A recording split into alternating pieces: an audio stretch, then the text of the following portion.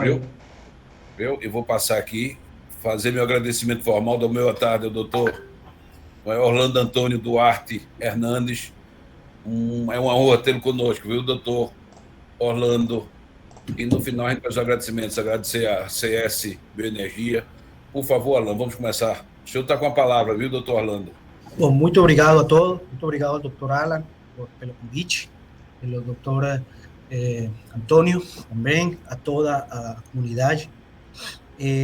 Bom, meu nome é Orlando Duarte, sou da Venezuela, cheguei aqui em Curitiba para fazer um doutorado, era professor de uma universidade federal lá na Venezuela, fiz meu doutorado na UFPR, na área de biogás, na área trabalhando com a Sanepar. A Sanepar é a empresa de saneamento da região e ela tem reatores anaeróbios. Esses reatores anaeróbios geram uma quantidade importante de biogás, produto como subproduto do tratamento de esgoto.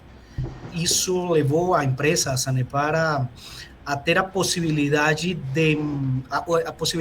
e a necessidade de mensurar o biogás gerado, a qualidade dele, e aí foi o que eu trabalhei no meu tema de doutorado, foi isso, medição de biogás, qualidade, as características do esgoto, quais eram os equipamentos de medição mais idôneos para essa medição.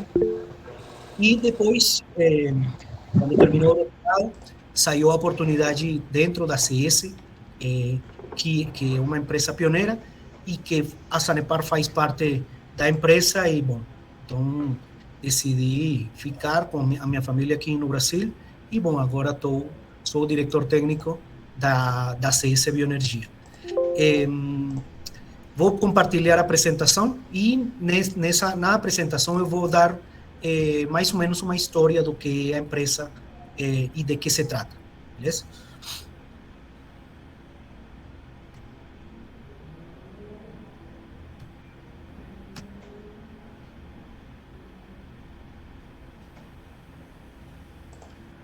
Conseguem ver? Sim, estamos vendo em tela cheia, tá tudo ok.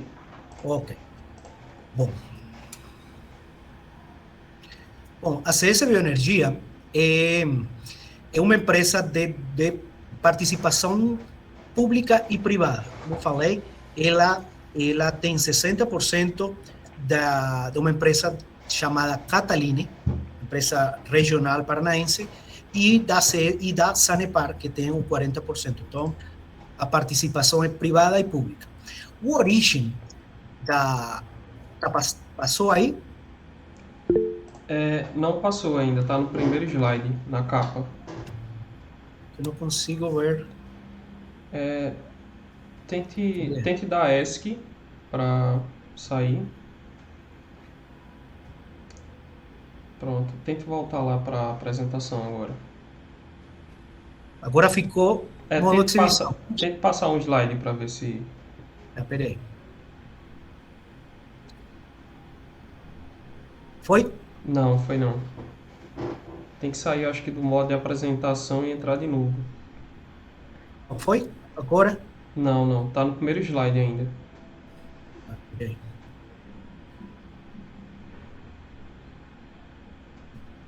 Peraí, que dias... Tente descompartilhar para ver se...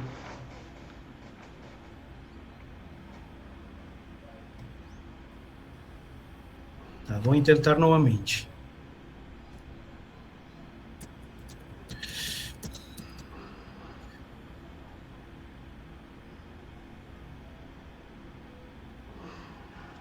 O senhor está tentando com uma tela ou uma tela inteira? A tela inteira. Tela inteira, aí vou.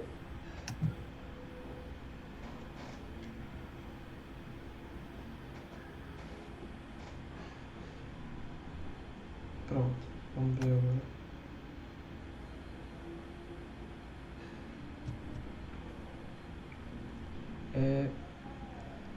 Pronto, ele entrou. Agora está naquele modo que aparece o próximo slide. Agora. Tente passar para ver se... Agora está passando. Ok. Então, retomando, a CS Bioenergia é uma empresa de capital privado e público, 40% de capital público e 60% de capital privado. A concepção ela está localizada no município de São José dos Pinhais, do lado, na divisa entre São José e Curitiba. Ela está bem do lado de uma estação de tratamento de esgoto da Sanepar. É a estação de tratamento de esgoto de maior tamanho do estado de Paraná. É uma estação de tratamento aeróbia, que tem aireação prolongada, lodos ativados, e ela atende mais ou menos a 1.200.000 pessoas por dia. Okay? Esse seguinte slide é um slide que demonstra o que a estação, que seria todo esse conjunto dos reatores, dos adensadores, etc., da elevatória, e do outro lado, vocês vão ver a CS Bioenergia. Ela está grudada, ela está do lado da estação. E aqui a pouquinho vamos explicar por quê. Passando o seguinte slide, a gente vê que elas estão bem juntas. Mas por quê? Qual foi a concepção da CS Bioenergia? Toda estação de tratamento gera um rejeito, que é denominado lodo sanitário. Nas estações aeróbias, o rejeito ou a geração de lodo é 3 vezes maior que numa estação anaeróbia. Lembrando que a estação que o processo aeróbio com oxigênio, utiliza oxigênio, e anaeróbio em ausência dele. O tratamento do resíduo. Então, a Sanepar existia, a empresa, a estação de tratamento foi construída em 1980, mas tinha um grande passivo ambiental, que era a geração de lodo. Essa geração de lodo foi se acrescentando, foi se acumulando, e vocês podem ver, e vocês veem que ela parece uma ilha. Essa ilha era porque ela precisava de um espaço muito grande para armazenar o lodo gerado e tentar fazer um tratamento alternativo para poder mandar para coprocessamento ou para gerar ou para uso agrícola. Mas a quantidade de lodo foi acrescentando, e a Sanepar, junto com a Catalina, tiveram uma ideia. A ideia foi reaproveitar ou aproveitar esse passivo ambiental e transformá-lo em uma oportunidade. Essa oportunidade foi a concepção da CS Bioenergia, que foi por isso que a posição dela foi para dar um suporte à estação de tratamento, né? Então, no requadro amarelo, você do lado direito vem a CS Bioenergia, e até a metade do requadro a empresa, ainda são os antigos galpões onde a empresa, a Sanepar, dava disposição do resíduo do lodo. Então, repito, a CS Bioenergia veio para dar uma solução a um passivo ambiental de uma estação de tratamento de esgoto. Normalmente, quando a gente está estudando, fazem os desenhos das estações de tratamento e o que é o biogás e o gás e os rejeitos da estação de tratamento são macetas bem pequenininhas que ninguém sabe para onde vão.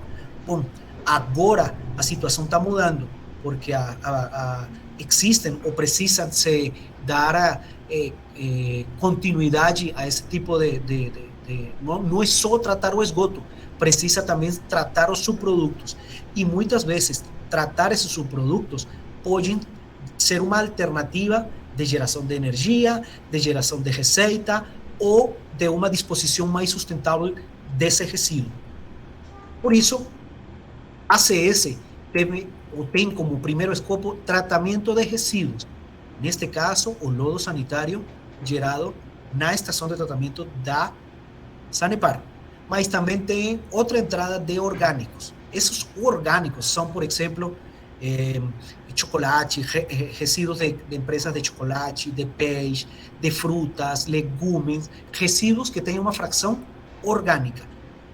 Agora, esse é o primeiro escopo, tratamento do resíduo. Segundo escopo, a geração de energia. Essa geração de energia vai depender da entrada do lodo e dos orgânicos. Por que são importantes os orgânicos? Porque os orgânicos vão ajudar na qualidade do biogás gerado.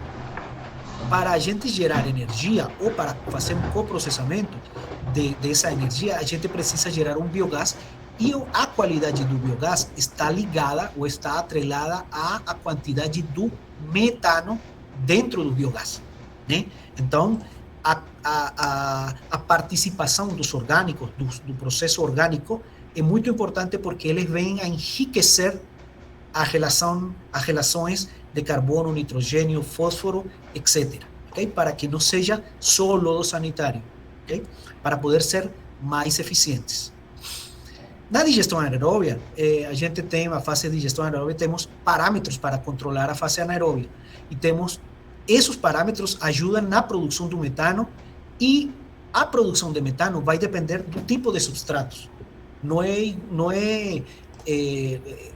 É bem diferente, por exemplo, um substrato de peixe, que é um substrato rico só em carboidratos, ou um substrato de chocolate, ou um substrato de frutas, legumes, etc. São substratos diferentes. Todos podem gerar biogás, mas não todos vão gerar a quantidade e a qualidade necessária, ou cada um vai ter um potencial, okay, de geração. Dentro dos parâmetros que a empresa, como tudo, vai e precisa controlar está a concentração da matéria orgânica do substrato. Quais são os valores, o parâmetro que a gente controla com muita qualidade? Sólidos totais, sólidos voláteis e DQO. Por quê? Porque os sólidos voláteis, a relação entre sólidos totais e sólidos voláteis são os que vão gerar biogás. O análise de sólidos totais é muito simples. É pegar uma amostra, evaporar, levar para um dispositivo que evapore toda essa água durante 1 hora, e o que sobra seriam os sólidos totais. Então, a gente tem esse valor de sólidos totais. Os sólidos voláteis é pegar esses sólidos que sobraram e levar para uma mufla a umas temperaturas bem maiores de 400 graus centígrados, e tudo isso vai virar CO2 e água. Os sólidos que ficarem seriam os sólidos fixos, os sólidos que se volatilizaram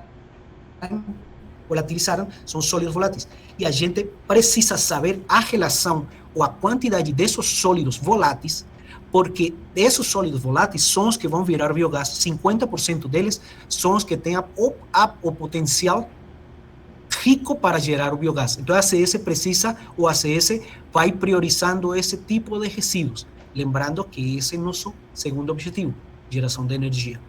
Logo depois está a concentração de nutrientes, carbono total, nitrogênio, relação de carbono, etc. Por que é importante isso? Porque nosso processo é um processo biológico. Eu tenho uma série de micro-organismos que precisam estar dentro de uma faixa óptima de pH, temperatura, espaço, nutrientes, para que eles tenham a maior eficiência e eles não tenham concorrência com nenhum outro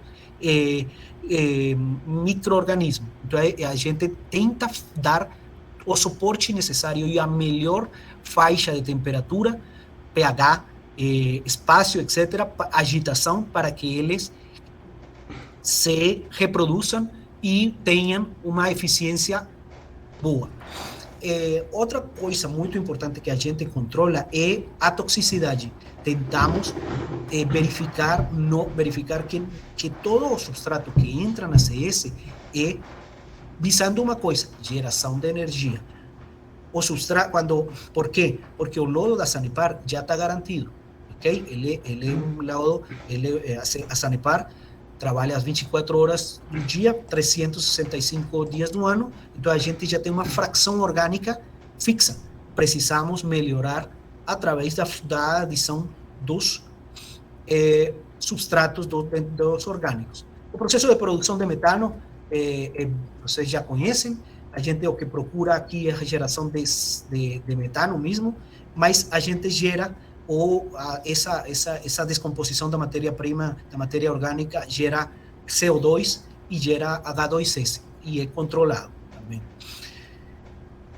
Daí vem a parte do tipo de substratos. Então a gente precisa, um dos grandes desafios da ACS foi que não, vai ter uma empresa que gera biogás e que vai poder receber resíduos urbanos e resíduos da prefeitura, das feirinhas, etc, etc.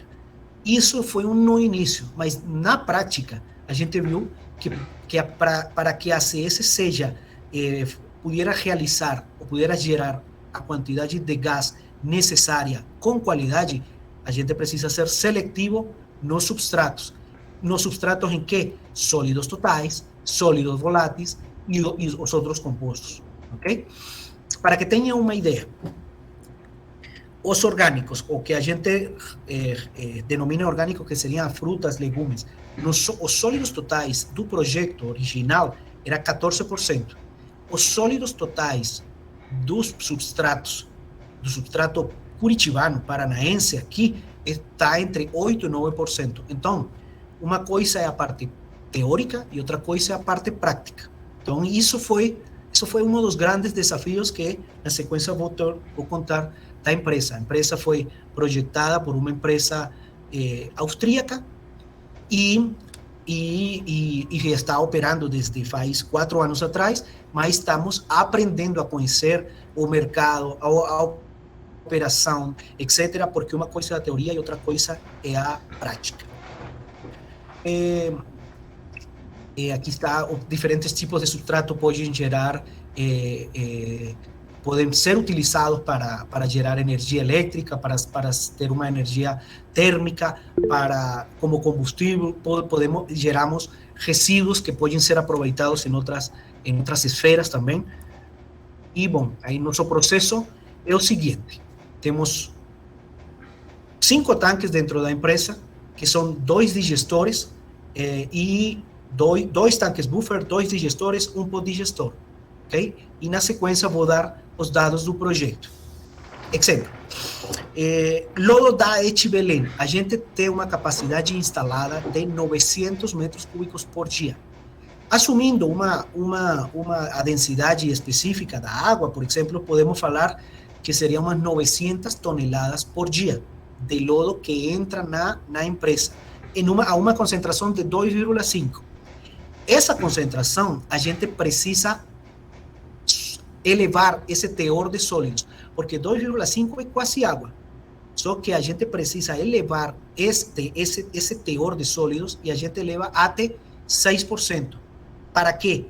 Porque a gente precisa que os sólidos dentro do sistema estejam ok. E os sólidos são os que vão virar biogás. Mas a gente não pode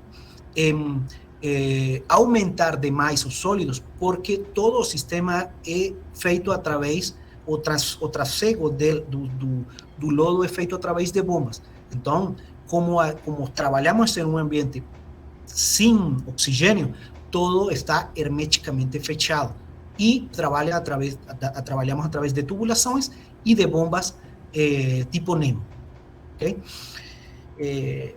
O lodo é bombeado através de bombas da Sanepar, entra em umas adensadoras, um pré-tratamento, a gente eleva esse teor de sólidos de 2,5 para 6% e entra no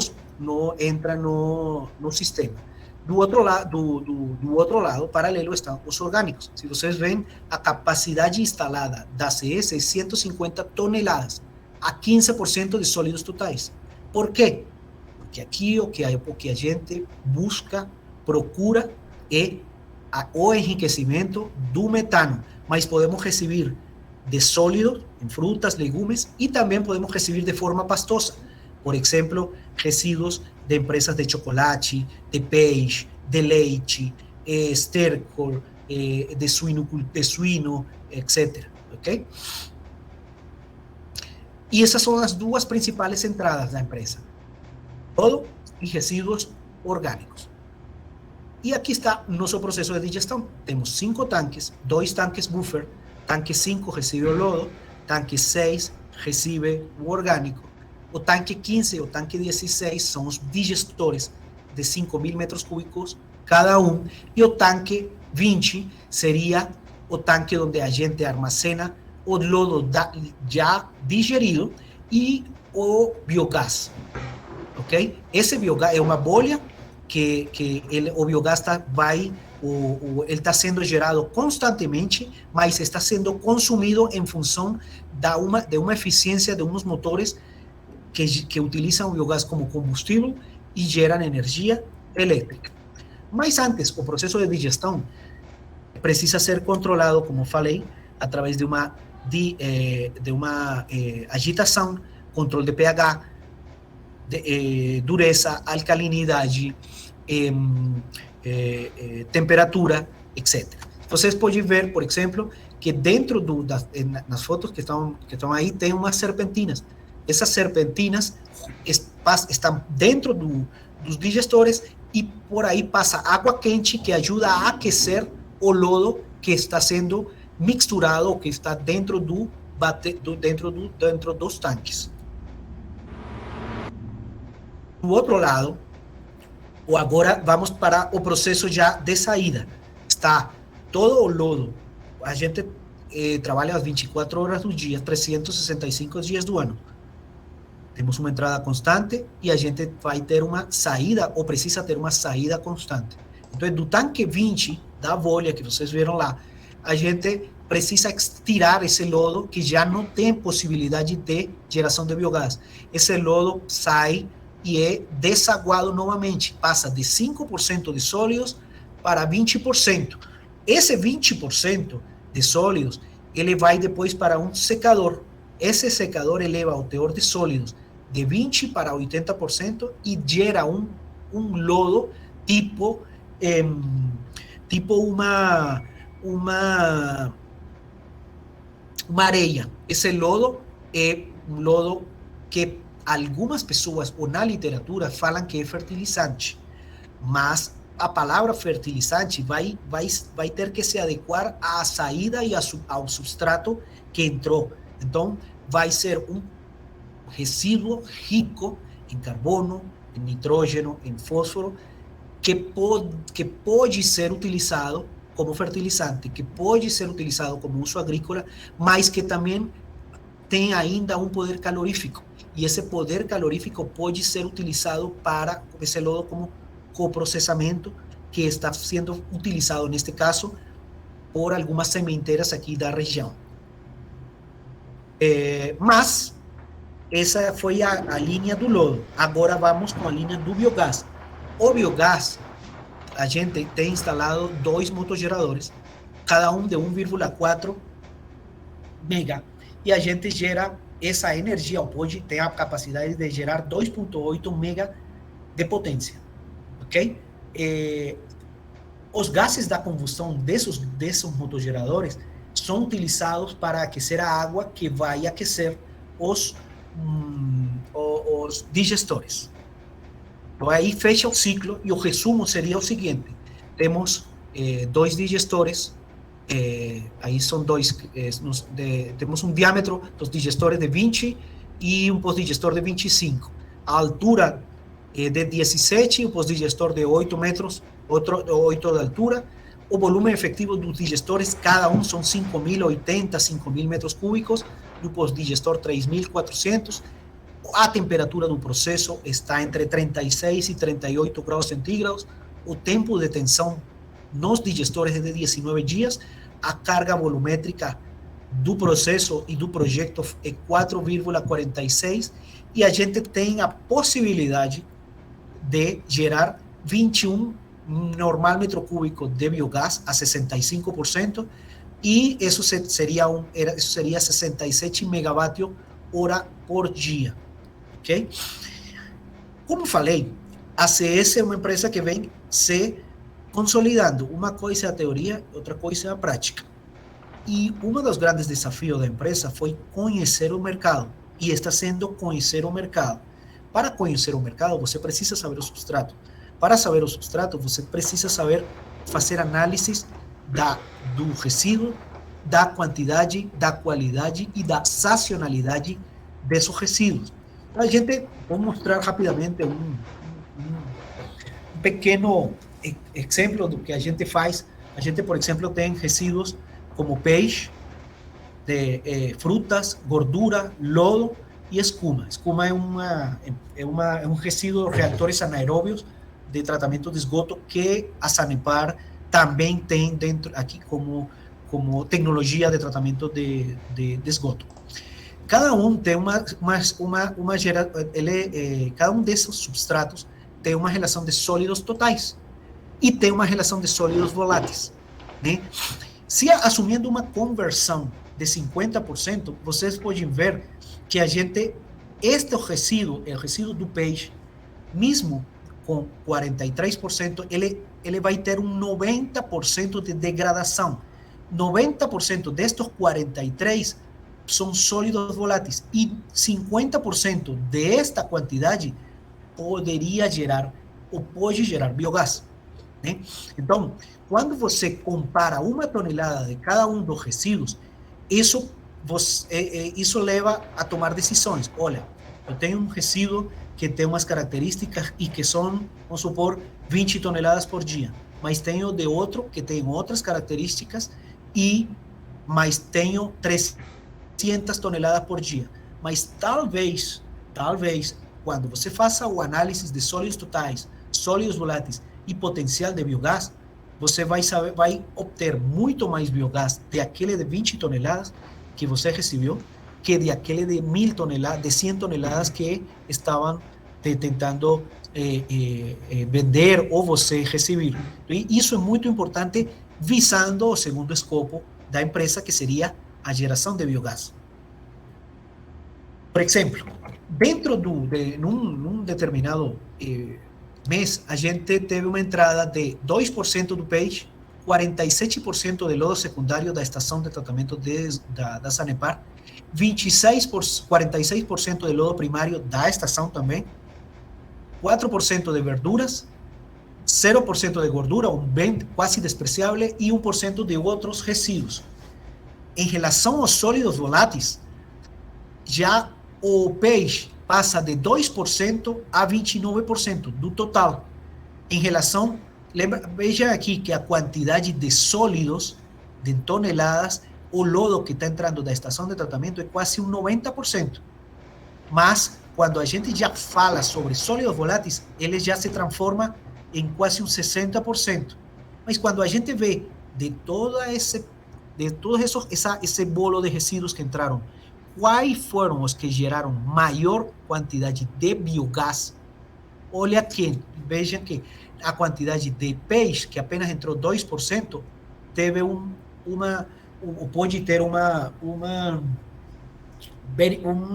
geração de quase o 30%, contra um 90% do lodo da estação de Sanepar, que está gerando apenas em uns 60%, 65%. Isso foi um dos grandes aprendizados da ACS para ir buscando resíduos de qualidade. Não adianta trazer o que uma empresa de resíduos que gera biogás, pensar que você vai poder receber resíduos orgânicos, qualquer tipo de resíduo orgânico, ou que você vai poder receber resíduos urbanos, porque vai depender de seus equipamentos e vai depender de seu escopo. Neste caso, a gente já sabe que nos resíduos de peixe, os resíduos de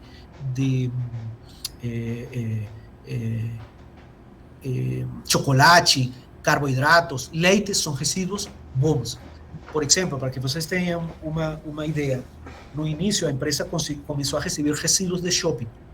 E o shopping, das feiras da comida, das feirinhas, quando o substrato que estava chegando não era substrato, era papel, papelão, plástico. A fração orgânica era muito, muito baixa.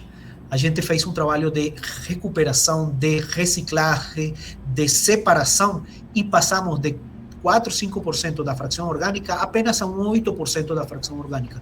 Então, esse tipo de resíduos que tem de shopping, de feirinhas, podem ser interessantes para outra tecnologia, mas para a tecnologia que depende diretamente de equipamentos como os que estão instalados na CS, onde o carro-chefe e são os micro-organismos, eles não vão poder processar um resíduo que tenha papel, papelão, plástico, além de que esse tipo de resíduo pode danificar as bombas e seus equipamentos de agitação, etc, etc. Então, isso para concluir, esse tipo de análise que a gente está tendo, essa de vivência, faz que a gente consiga gerar mais ou não energia, priorizando um resíduo e muitas vezes não trabalhando na capacidade hidráulica da empresa, podendo buscar outros resíduos e dar prioridade para outros.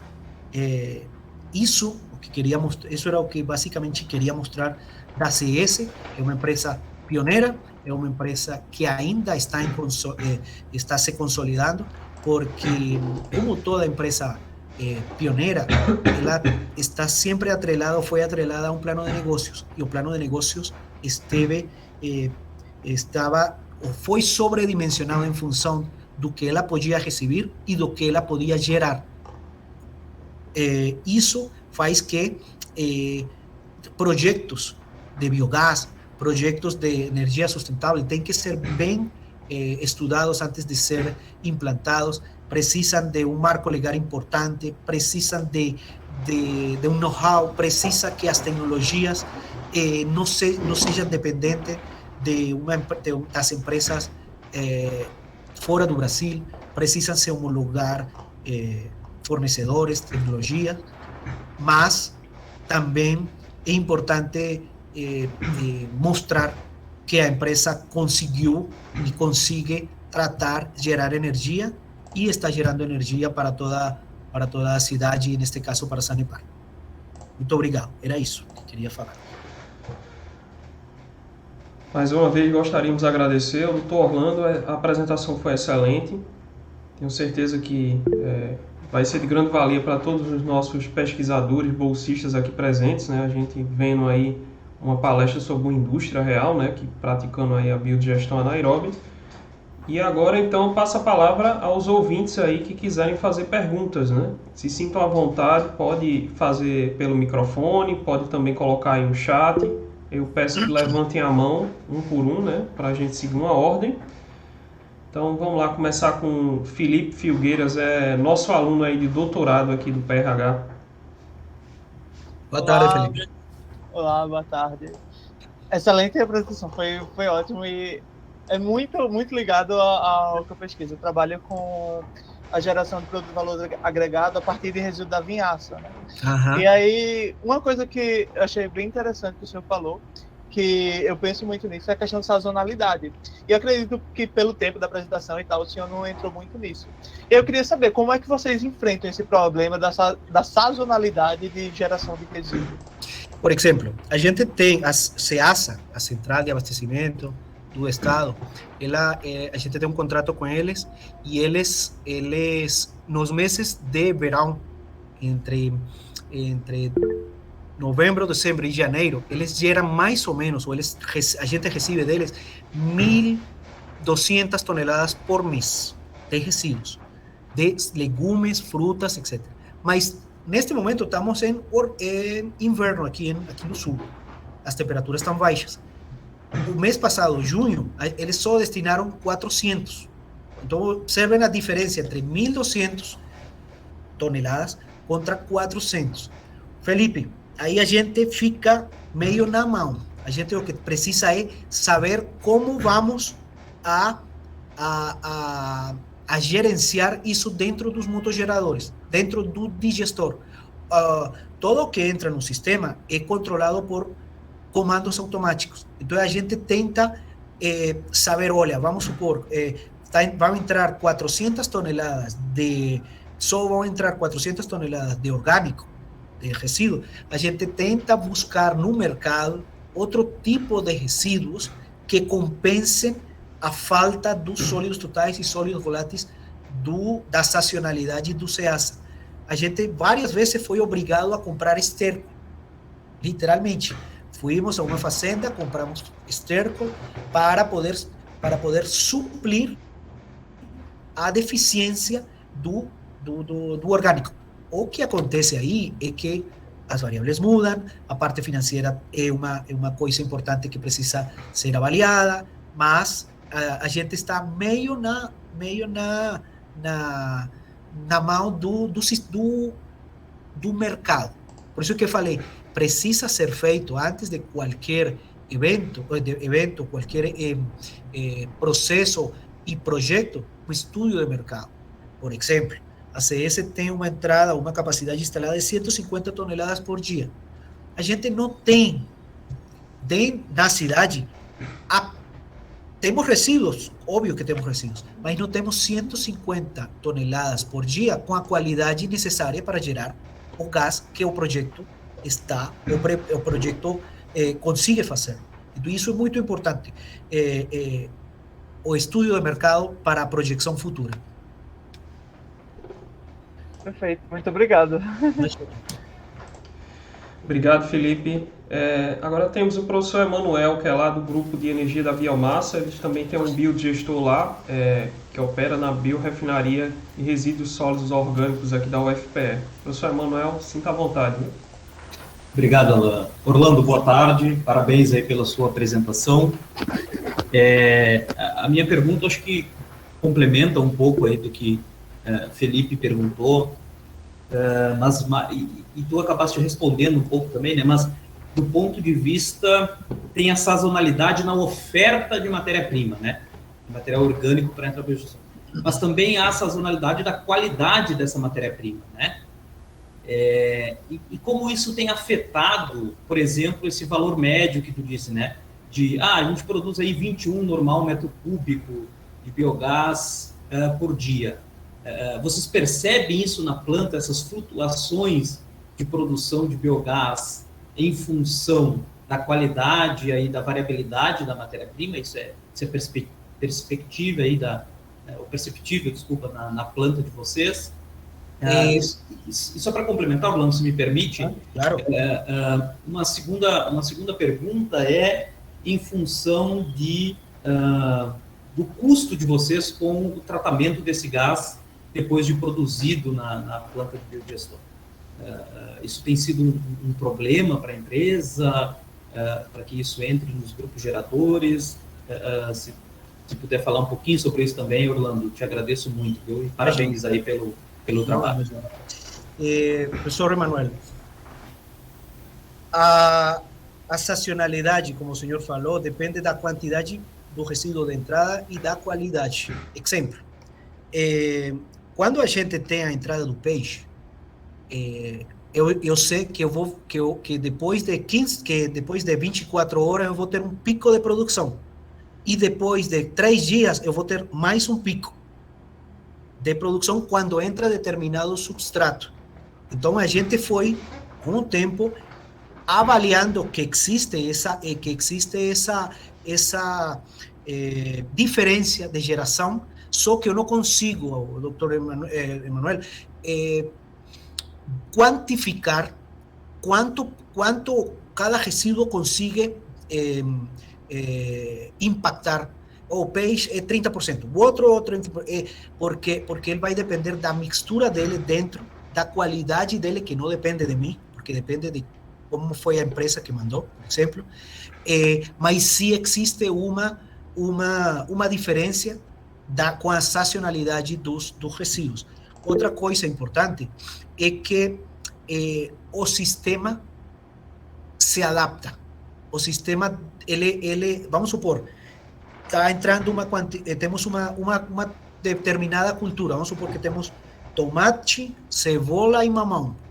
Daí depois dos 2-3 meses vem mais abacaxi, melancia e outro substrato. A gente vê que existe que pode ter uma diferenciação. Mas estava entrando 25, estava entrando 30 toneladas e estávamos gerando X. Mas qual é a cultura que está dando? Não, olha, está gerando um pouquinho mais, ou está gerando mais H2S. A gente percebe pelo H2S.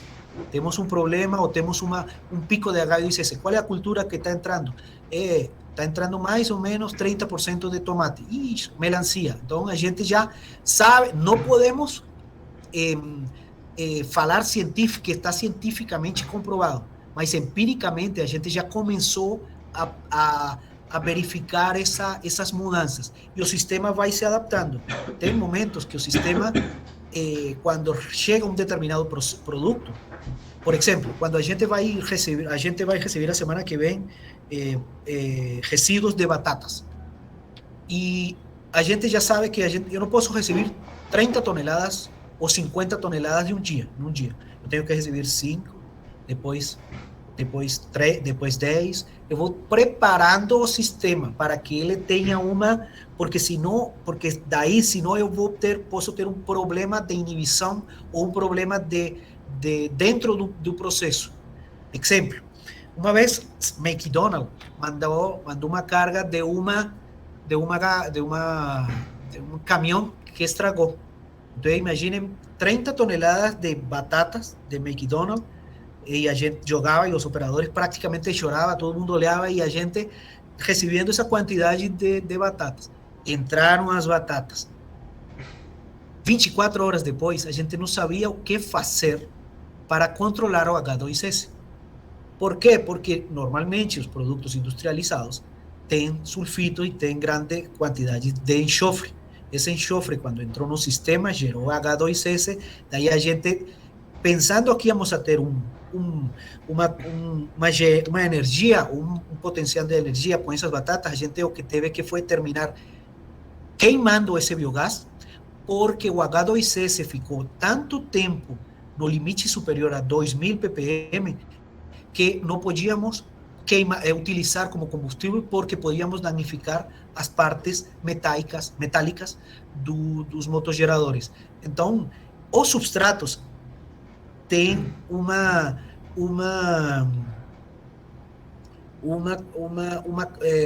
impactam positiva ou negativamente, ok?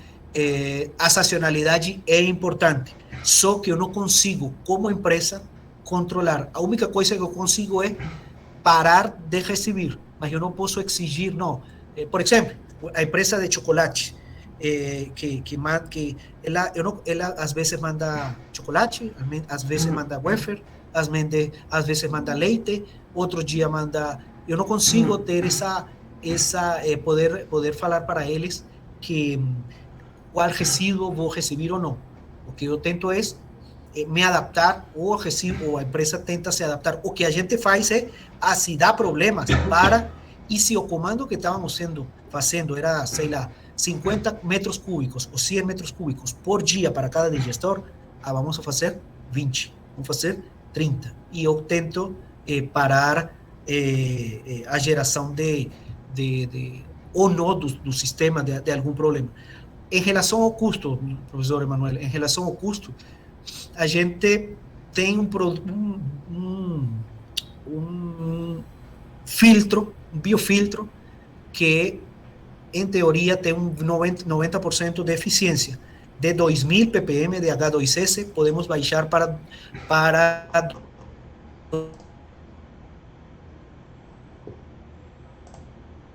que é muito controlar o H2S gerado no sistema através da adição de oxigênio.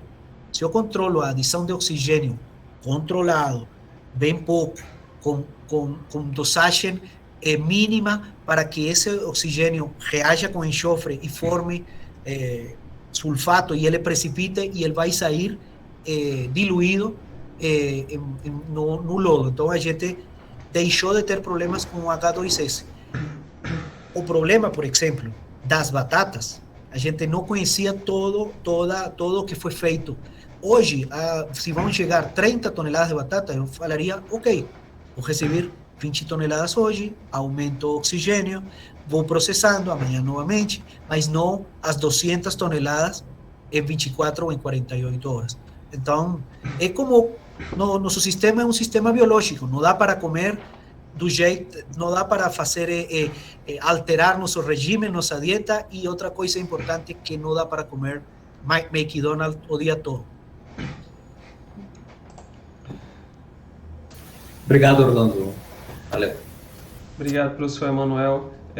Agora tem uma pergunta do El Natan. Desculpa. Obrigado, professor Emanuel. Agora a gente tem uma pergunta do El Natan Valadares. Pode abrir o microfone. Olá, boa tarde, todos me ouvem? Sim. Oi. Boa tarde, professor Orlando, meu nome é Natan, eu trabalho na maior empresa de gerenciamento de resíduos aqui do estado do Espírito Santo. Muito bom ver as pessoas que estão aqui engajadas em prol de um mesmo assunto. E aqui faço engenharia mecânica, ainda estou na graduação, mas aqui eu desenvolvo pesquisas concernentes à temática da biodigestão. E nós temos a prospecção de realizar a implantação de um grande biodigestor aqui. Dentre os efluentes estudados para servir como substrato estão sim os lodos, gorduras e até fósseis. E nós fizemos aqui projetos piloto com um biodigestor e obtivemos resultados percentuais, tanto quantitativos quanto qualitativos, de geração de biogás, acima até da literatura. Então, foram assim, testes que retratam para nós cenários muito animadores. E vejo que as duas perguntas anteriores referem-se quanto à heterogeneidade, né, de efluentes, quanto à sazonalidade. Isso é uma problemática que está intrinsecamente ligado também à realidade das nossas empresas. Como o senhor mesmo disse, até mesmo dentro de um efluente só, de apenas um escopo de resíduo, como o lodo sanitário, eu tenho perfis diferentes de acordo com o tipo de efluente que a população come ou consome, ou vai jogar, ou vai gerar ali, até mesmo de acordo com as épocas do ano, apontado pelo Emanuel aí, que é a questão da sazonalidade. Ou se chover ou não chover, se temos um período de precipitação, tudo isso aumenta, tudo isso... Perfeitamente, nós percebemos essas nuances também em nossos testes, com variação de biogás indo para cima, variação de biogás para baixo, a qualidade variando de uma forma estarrecedora, né? E, enfim, professor, não me alongando e prolongando demais aqui, eu tenho duas perguntas para lhe fazer. Estou para postar um artigo agora no CONEM desse ano, que, se não me engano, vai acontecer em Teresina, e fiz sobre a biodigestão, CONEM, né, Conselho Nacional de Engenharia Mecânica, pelo CONEM, e eu realizei pesquisas na biodigestão concernente à gordura, e tive muitas dúvidas quando a literatura fala gordura, pois ela, por vezes, aborda o termo gordura de forma generalizada, e quando a gente vê realmente o documento, pesquisa, vai a fundo, a gente vê que geralmente são gorduras que têm perfis mais homogêneos, vinda de empresas de laticínio, de frigoríficos, por exemplo, de empresas, como você disse, de chocolate e tudo mais. E eu estudei uma gordura que vem de um perfil diferente, gordura advinda de condomínios, de shoppings e tudo mais, e isso eu não achei na literatura. Então, eu gostaria de saber do senhor se, quando a literatura fala gordura, ela está generalizando ou está se referindo à gordura advinda de alguma indústria em específico, e se a pesquisa que eu conduzi pode ser considerada uma inovação, uma vez que eu não achei nenhuma outra referência literária que vai falar sobre gordura advinda de caixas de gordura de condomínio, por exemplo, ou de shops. E se tiver uma referência que o senhor puder me dar, eu vou agradecer. A primeira dúvida é em relação a essa questão da gordura, e a segunda além das correções de materiais, de porcentagem, por exemplo, de peixe, que o senhor varia, de frutas, verduras, para aumentar a concentração de sólidos, a relação ST-SV, o senhor realiza a dosagem de insumos inorgânicos, por exemplo, para controlar a basicidade, o pH, a relação carbono-nitrogênio, algo do tipo? Muito obrigado desde já, professor. Bom, vou começar com a primeira pergunta. A gente não adiciona nenhum tipo de aditivo.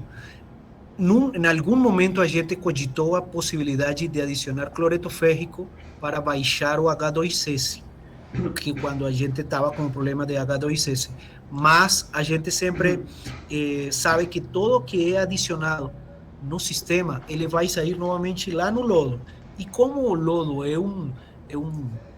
a gente precisa destinar esse lodo, um excesso de ferro poderia inviabilizar uma possível destinação, além de acrescentar os custos. Então, a primeira pergunta, a gente não adiciona nada para controlar. O único químico adicionado no sistema é o polímero, mas a função dele é aglutinar os sólidos para poder aumentar o teor de sólidos dentro do sistema, que é só na área, na parte da Sanepar. Em relação à pesquisa, Nathan, existe um trabalho denominado ProBioGás. Não sei se já escutou dele. É um trabalho de uma série de livros, uma coletânea de livros que foram utilizados, foram levantados pela UFMG, a UFPR, Sanepar, e ela descreve, tem várias partes, tem um que é da parte de substratos. Todos os três, pessoal, muito bons, inclusive. Está no Ministério das Cidades de forma gratuita, e aí fala sólidos totais, sólidos voláteis, etc. Mas em relação à gordura, normalmente quando a gente fala resíduos de origem vegetal, resíduos ou gordura de origem animal, essa é a diferenciação que existe entre esses resíduos. Quando falam gordura de condomínio, não dá para equalizar, na literatura vai achar esse problema. E eu tenho esse problema também, porque a gente recebe gorduras. Então, não é igual que chegue uma gordura, porque, por exemplo, a gente já recebeu gorduras de 2,5%, ou temos outra gordura que parece uma bola branca e está acima de 50%. Então, a gente, olha, essa gordura é boa. Esta gordura não é boa, mas se você quer destinar aqui, você vai precisar pagar mais que esta gordura, porque você vai ocupar um espaço hidráulico, o seu resíduo vai ocupar espaço dentro do digestor que poderia ser ocupado por um resíduo de melhor qualidade. Então, pode ser que tenha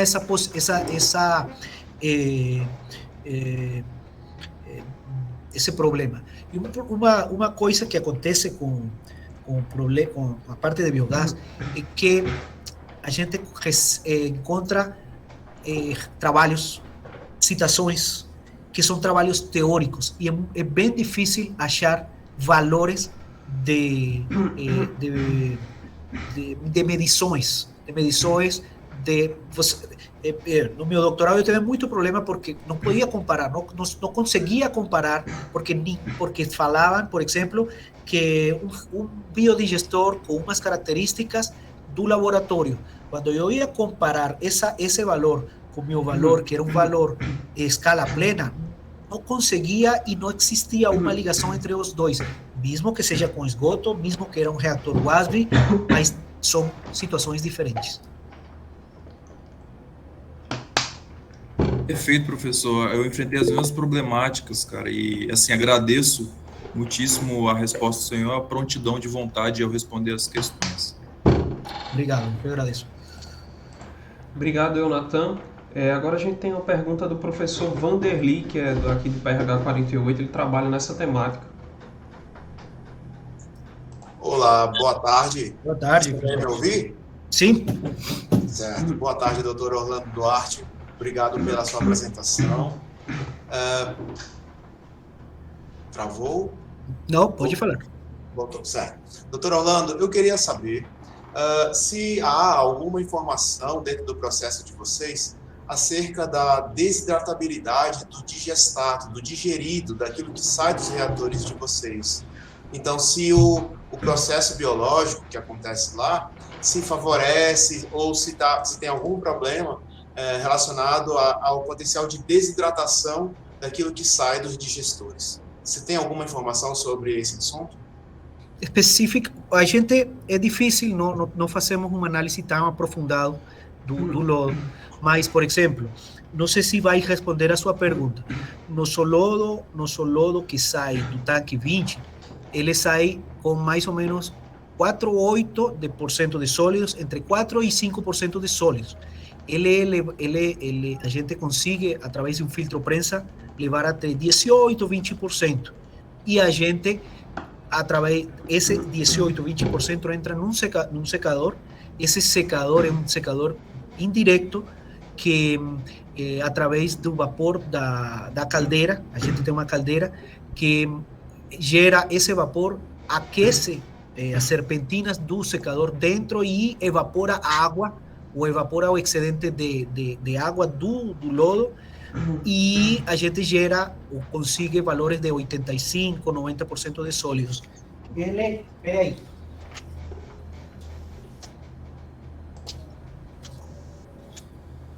O sólido que sai do sistema sai desta forma. Ele sai com 80, 90% de sólido. Então, o resíduo é muito, ele pode ser, ele é muito demandado, ele é muito utilizado pelas cimenteiras porque ele tem um poder calorífico muito interessante, e também pela parte da agricultura. Porque uma coisa é levar este sólido, este lodo desidratado, sem água, que levar o outro que parece um lodo mole, muito difícil de trasladar, é muito difícil de levar, além de que o volume é um quarto dele, é aquele lodo que sai da prensa. Então, não sei se respondi a sua pergunta, professor, mas a desidratação dele, não sei, eu tenho valores são mais empíricos, não sei se, desculpa que não. Porque existem exemplos em que mostram que um processo biológico de digestão anaeróbica de lodos, às vezes requer maior quantidade de adição de substâncias coagulantes para poder favorecer a etapa da desidratação mecânica. Ok. Então, entendi. Agora sim entendi a pergunta. Exemplo. Nos últimos slides, eu falei de lodo primário e lodo secundário. A estação de tratamento, a ECH Belém pode mandar lodo primário e lodo secundário. Lodo primário antes de entrar na estação. E o lodo secundário é aquele que já sobrou de todo o processo de tratamento do esgoto.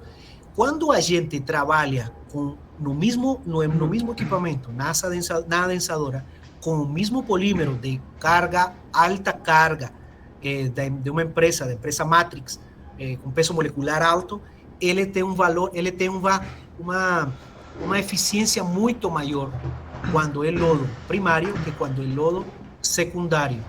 Pode se dever a vários fatores.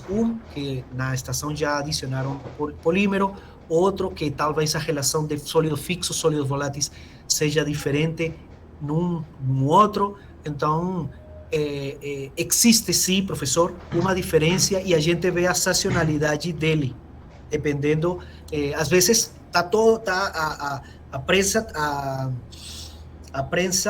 está rodando, vamos supor, e a gente teve uma mudança de lodo e a gente não está conseguindo desaguar com a mesma quantidade de polímero, não parou.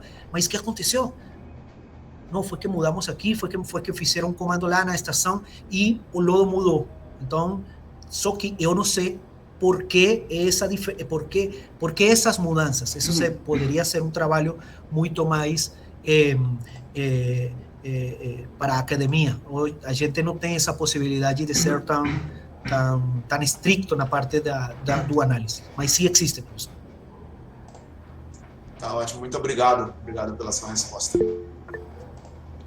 Obrigado, professor Vanderly.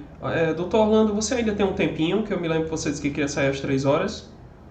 Posso. Não quero nem olhar o celular, mas posso. Eu sei que se olha o celular... Certo. A professora Lurdinha queria fazer uma pergunta, ela trabalha nessa área também. Muito bem, Orlando, parabéns pela apresentação, bem interessante essa parte prática aí, de vocês tentarem fazer um negócio disso. Minha pergunta é mais operacional e de custos. Qual a faixa de custo operacional hoje por metro cúbico que vocês têm lá de sólido recebido, ou por tonelada? Custo em que sentido, professora? De tratamento?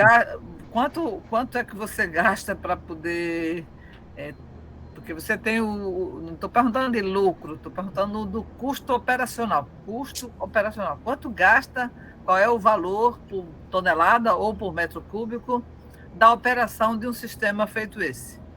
Olha, professora, ele está variando bastante porque vai depender dos custos. Por exemplo, tudo o que está acontecendo com diesel, com cavaco, com o polímero que está sendo importado, o dólar, etc., tem um grande impacto o que está acontecendo, mas a gente pode falar que está entre, vamos supor, entre uns 250 reais por metro cúbico a 2,5 custo, se não mais.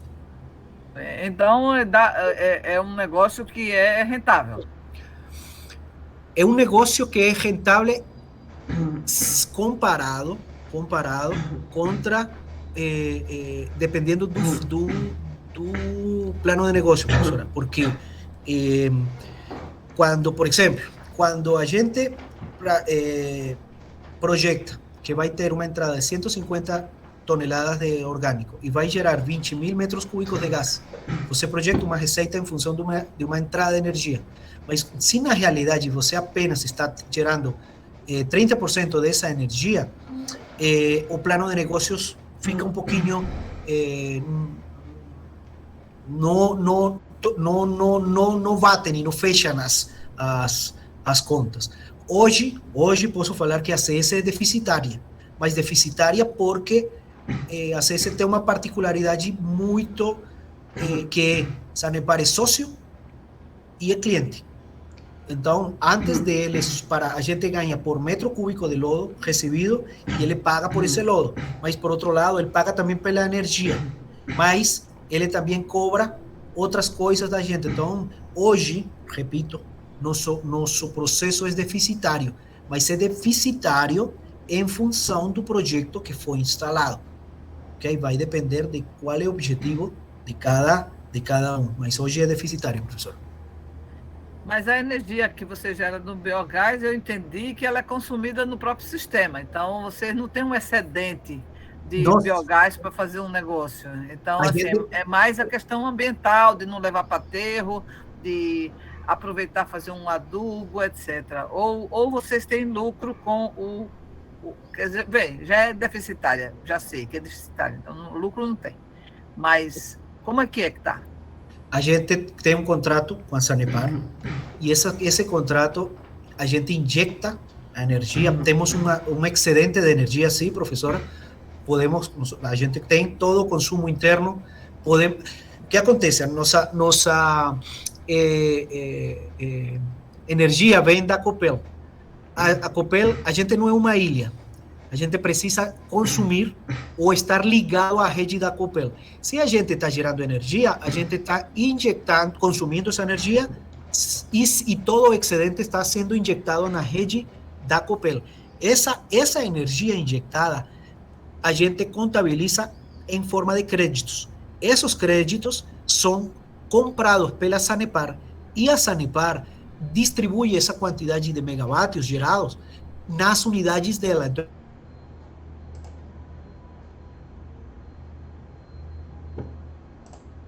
vende, vamos supor que o quilowatt-hora custe R$475. Bom, a gente vende esse quilowatt-hora para a Sanepar 10% menos, por exemplo, em 450, vamos supor.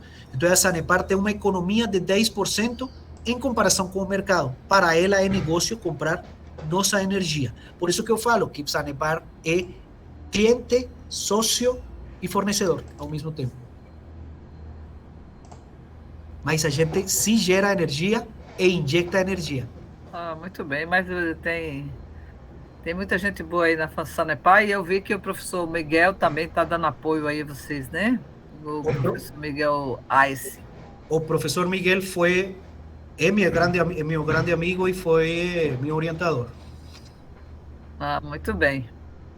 Então são dois amigos que ele tem aqui. Obrigado, professora Lourdinha. Bem como o professor Dr. Orlando ele tem a hora, né, que ele precisa lá voltar para a usina, né, para trabalhar. Então, eu gostaria de agradecer mais uma vez ao Dr. Orlando pela disponibilidade, a oportunidade dessa palestra, que foi excelente. E passo então a palavra ao professor Dr. Antônio Celso Dantas Antonino para que ele faça o encerramento e caso o Dr. Orlando queira também, ele pode falar alguma coisa. No, primeiro, novamente, agradecer o convite, me desculpar pelo meu portunhol. Tenho 7 anos aqui no Brasil, mas o sotaque não consigo tirar e bom, enfim. Orlando, foi excelente, viu? Nem se preocupe, foi muito... a sua fala muito compreensível, não se preocupe com o seu portunhol, foi excelente, viu? Mais uma vez agradeço a CS Bioenergia, viu? E a você pela sua disponibilidade, agradeço aí a participação de todos e um bom final de semana para todos, hein? Um forte abraço, muito obrigado. Muito obrigado a todos.